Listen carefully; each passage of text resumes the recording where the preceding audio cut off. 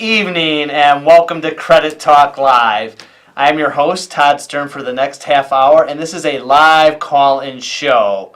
We are very, very fortunate tonight to have a repeat guest, Jeff Entrotter, a mortgage banker in the city of Chicago. Yes. And he is here tonight to discuss home purchasing and how to get a mortgage and what's involved, because a lot of first-time buyers out there, they're not quite sure on what to do, and they try to do it on their own. And I always tell people, listen, you want to use a professional to do this. I mean, right off the bat, Jeff, if I come to you looking for a mortgage, are you going to say, Todd, you got to write me a check for $500 for me to do this mortgage? In your case, Todd, it would have to be a lot more. Well, but no, we don't require that you pay us anything up front for our services, and lots of times we don't require that you pay us anything at all.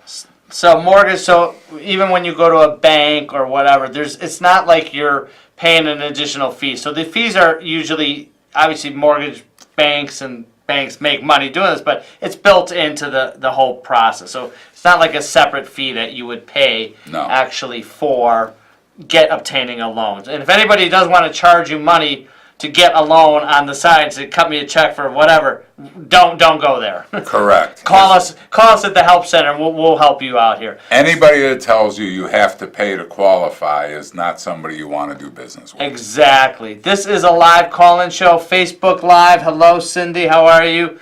Be sure to give us a call at 312-738-1060, and we can get you on with your question. So let's talk a little bit. We're going to go into basics here, and it's got a little so basically, how do I buy this? People are driving down the street, they see a sign, for sale, and boy, I want to buy that house. What do they do first? Do they call the sign? Do they have their own realtor? Take me through the steps. Usually, the steps should start before you drive by and pick out the house. In order to make an intelligent decision on buying a home, you have to determine A, what can you afford, and B, how do you get the money.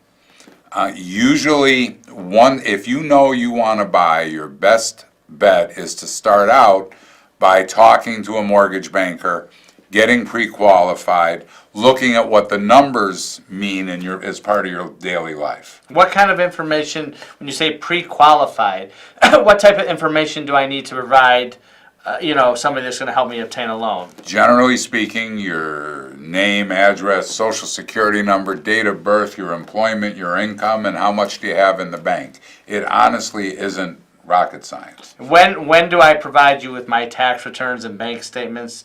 Do I do that right off the bat, or do I just tell you on the phone or a face-to-face meeting first? In most of my situations, I don't require clients to give me all their documents up front. It comes down to the old thing, garbage in, garbage out. If you lie, you know that you're going to have to document in order to close on a purchase. Right. So to give me wrong information is silly. Yes, and that's what people come into the help center all the time, and they'll tell me they want to purchase a home, and I'll ask them, what do you make? And they'll say, oh, I make, trying to talk about, I make $80,000 a year, but I'm like, but I only show 30 on my tax returns. Because I don't like paying taxes. That's what I hear all the time. Well, does anybody like paying taxes? Unfortunately, no, but you have to, right? You have to show income if you want to get a loan. Right, so the guy that makes supposedly $70,000, but his tax returns show 30, what are you basing it on? The 70 or the 30? It depends. Traditionally, you're basing it on the 30. Right. But we're coming back into a period where it isn't all just black and white, and there are alternative ways to document income. Right. Such as there are now bank statement programs that are available. You're going to have to prove somehow or another that you have enough money coming in to qualify. It isn't all just your W-2 or your tax return, though. Mm-hmm. What about the guy that he's been working for a company for 15 years, and let's just say he's manufacturing whatever refrigerators or something, and now he gets laid off. Now he goes a year later or 6 months later, and he gets a job as a car salesman.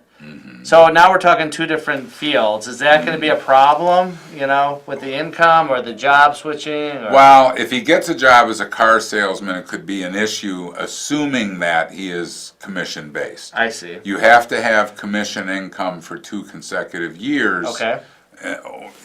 Consistently in order to qualify using commission income. However, if that same guy leaves his refrigerator manufacturing job and gets a job making stoves or widgets or whatever, or another refrigerator company, a regular W-2 job where he isn't commission based, then there's no problem.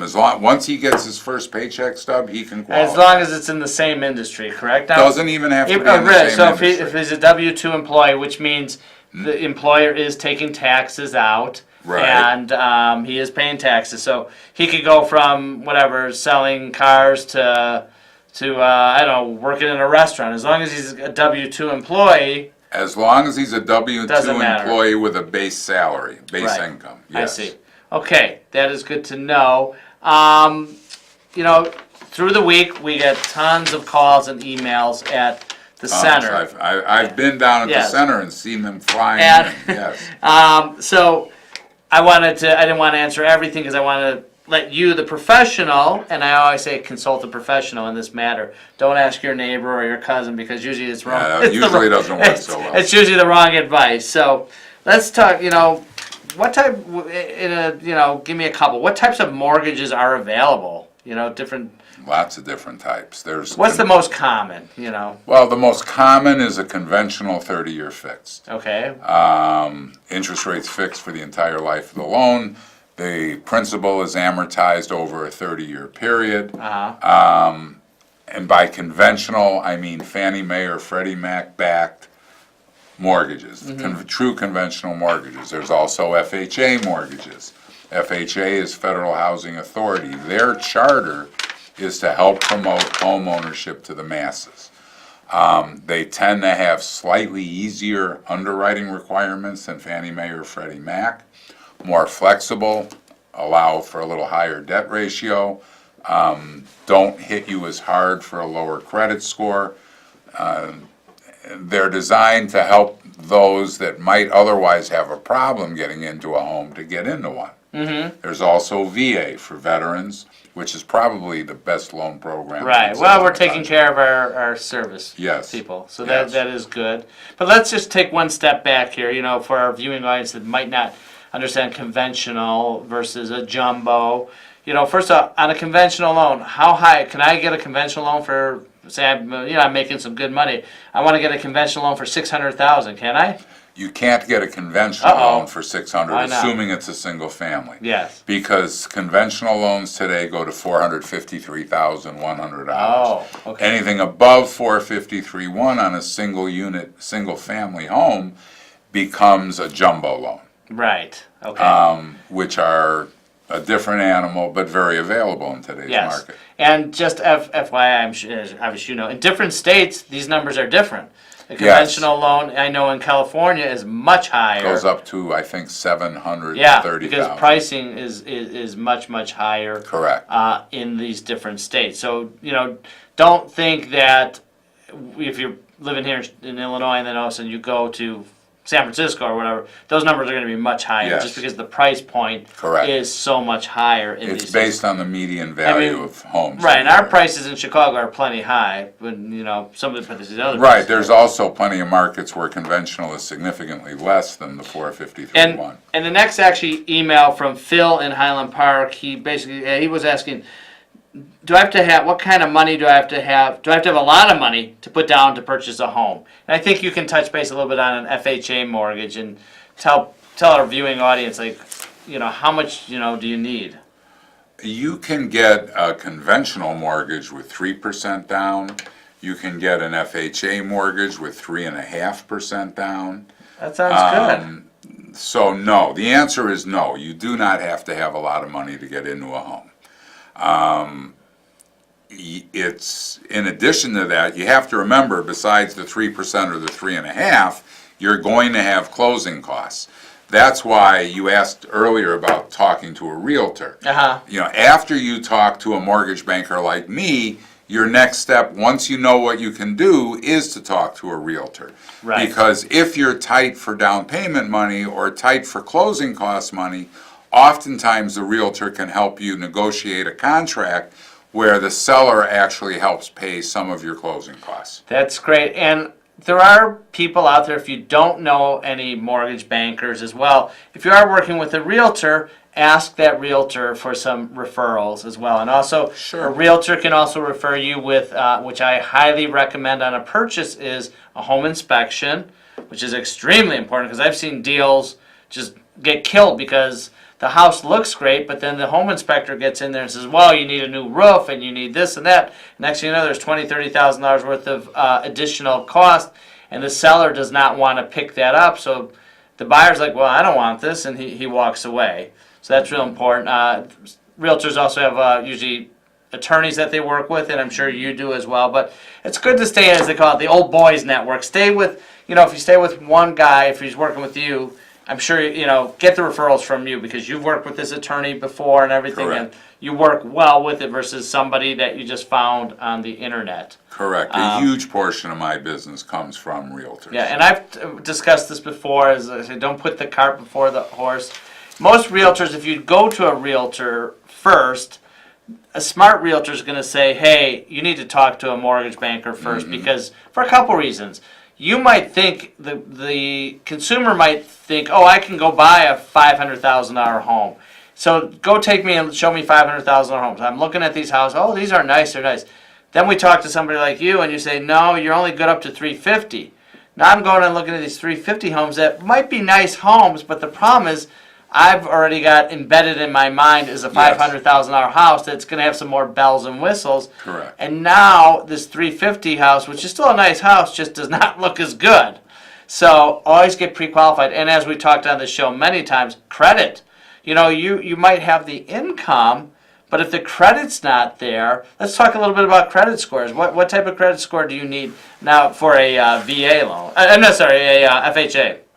Generally a 580. That's really good. That's low. I mean, Yes, it starts down at 580. Obviously, the better your score, the better the mortgage deal you're going to get. But conventional generally starts at 620 on the low side. There are even alternative lenders today now lending as low as a 500 credit score. but obviously in a situation like that, like you said, it's going to be a higher rate, I would It's imagine. going to be a much higher rate with much higher costs. Yes. You're far better off, if you're in a credit challenge situation, you're far better off to employ the services of a professional in looking at your credit to see what can be done. Right. And then can somebody that has an 800 credit score get an FHA mortgage?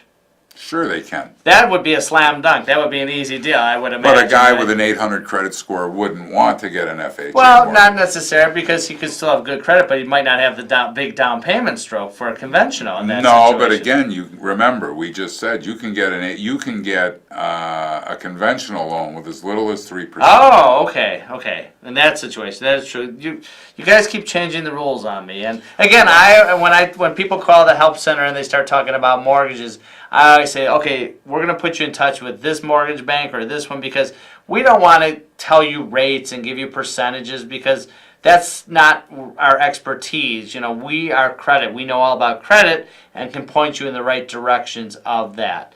So again, if you have any questions, call us right now. We do have a call, but 312-738-1060. Let's go to our first call. Hello, caller. Oh, it doesn't sound like somebody's there, or didn't get patched through properly. Well, if you got disconnected, please try us again. So, what was I saying now? Let's go to some of these other questions. We got so many here. So, actually, Brian in the northern suburbs, if somebody had a foreclosure 2 years ago, can they purchase a new home now? Nope. Why not? Well, because there are guidelines on these things. If you give back a home in foreclosure, The minimum waiting period with FHA is 3 years. For conventional, it's 7 years. Oh, my. Unless, and there's a big unless, and this is a recent development actually, unless your foreclosure involved a bankruptcy at the same time, if the debt was discharged in the bankruptcy, it can be as little as 4 years conventionally. Okay. Let's see. Hello, caller. How are you? Hello? Hi, how are you? Okay, sorry about that. All right, so I was looking to buy a home, but I was just wondering what type of credit score does a bank require for a home loan? I don't know if you already answered that, but I didn't catch it. It depends on what kind of loan you're looking to do. FHA will go as low as 580. Conventional as low as 620. Have you started looking already? No, I'm actually trying to get more information, maybe get more familiar with it first. Okay. Well, that's a smart move, as we discussed that, and you should definitely seek out a qualified individual to help you with that, and we'd be more than happy to help you at the help center and point you in the right directions. But definitely that's very good, because there's a lot more to it. You might tell them, oh, you start getting your tax returns ready, and you haven't filed your 17s yet, and this and that. So there's a lot of stuff you want to know ahead of time, too. So who should I talk to first, a mortgage broker or a real estate agent? Mortgage, definitely a mortgage guy. Talk to a mortgage, preferably a mortgage banker versus a mortgage broker, because a mortgage banker like myself is in a better position to be able to control all the moving parts for you than a broker is. What a mortgage broker does is just takes your information and shoots it off to different lenders that he might have relationships with. But the lenders, those lenders that he has relationships with are the ones that are in charge. With a mortgage banker like myself, everything we do is in-house. We underwrite in-house, we fund loans in-house, and we then deliver those loans to major national lenders. We're in a better position to control the situation for you. Right, so mortgage bankers are better than mortgage brokers, so that's good to know, because we did have that question, I had that question before to kind of define. Okay, thank you. Okay, no problem, thank You're you for welcome. calling, thank you. Excellent question, you know, that is, so many people are scared to buy a house because they think, oh, this and that, but there's so many advantages as well in home ownership. You know, what about writing off the interest? Can I do that? Yes, off my you tax? can. So really, if my mortgage payment is $1,800 a month each month, at the end of the day, is it really costing me $1,800? Nope, Right. not even close. What about appreciation, meaning the value of the home goes up too? Yes, it does, It does. hopefully. And what if I want to take a wall that is white and turn it into a purple wall? Do I have to ask anybody if I own this house? Not if you own the house. Purple If and you- yellow spots It's on your it? wall, you can turn it any color you want to. Now, if you Todd. were my landlord and I told you I was going to do that, what would you say? Hit you with a big stick. Or at the end, when I move out, he's going to tell me you're paying to get that painted back white. Mm-hmm. So that's what the nice thing about home ownership is, because when you are renting, you're limited. And why do you want to throw money into redoing his bathroom? You know, so it just doesn't make sense. Scott from Wheeling writes in, what's a home equity loan? Can he buy a house with a home equity loan? What is it? A home equity loan, for the most of the home equity loans that are out there are really home equity lines of credit, or HELOCs.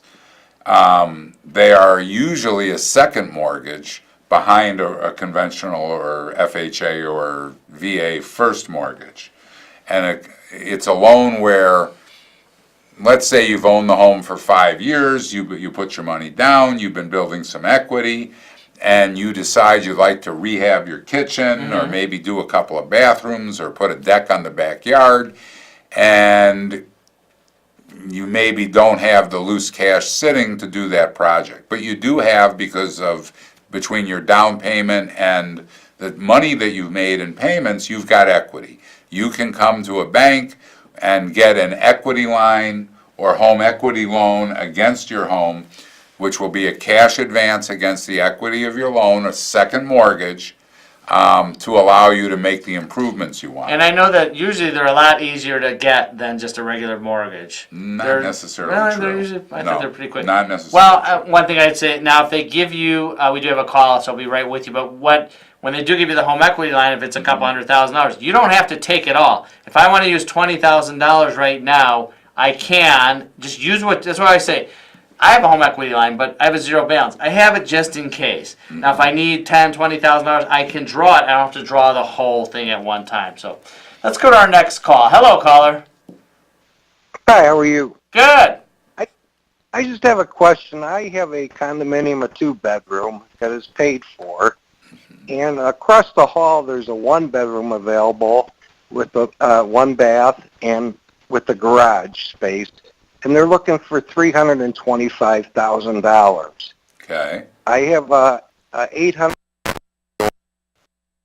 The one house is my current place is paid for, and I'm making about $125,000 on a W-2. Okay. At my age, I'll be 55. I was looking to go with a 15-year mortgage for it to get it paid for, so I'll have equity, not a 30-year at this time. Okay. What do you recommend with the down payment?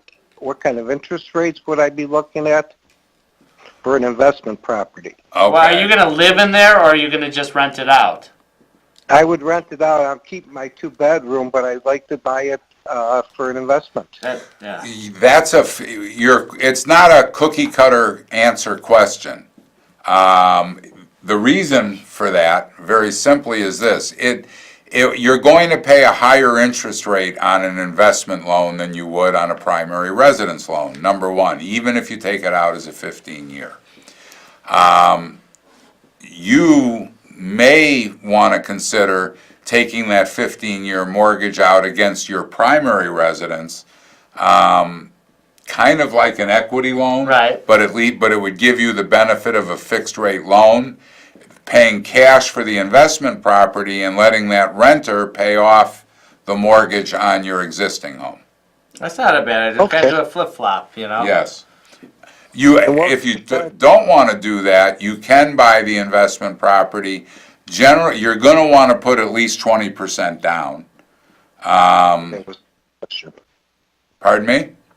That was my question. I was just going to ask you what percentage would be down. Minimum 20%.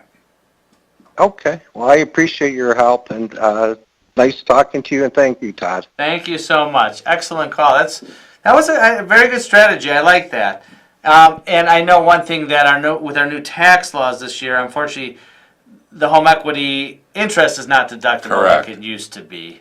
And then real estate taxes are only deductible up to what? Is it 10? Well, 10,000 or- it's a combination of real estate tax and state income tax, up to $10,000. But hopefully that, I'm keeping my fingers crossed on my taxes, which have been filed already. They said that I will, next year, based on everything, I will save money. And that's really good. So we'd all like a little That's a good break, thing. because all the people that come in the help center, I don't like paying taxes, but we do, and as I mentioned, everybody, pay your taxes. Taxes and student loans are not dischargeable on a bankruptcy, federal student loans, so these will haunt you for the rest of your. And let me ask you a question: if you got a guy that wants to buy a house and he's got $70,000 worth of tax liens, can he get a mortgage?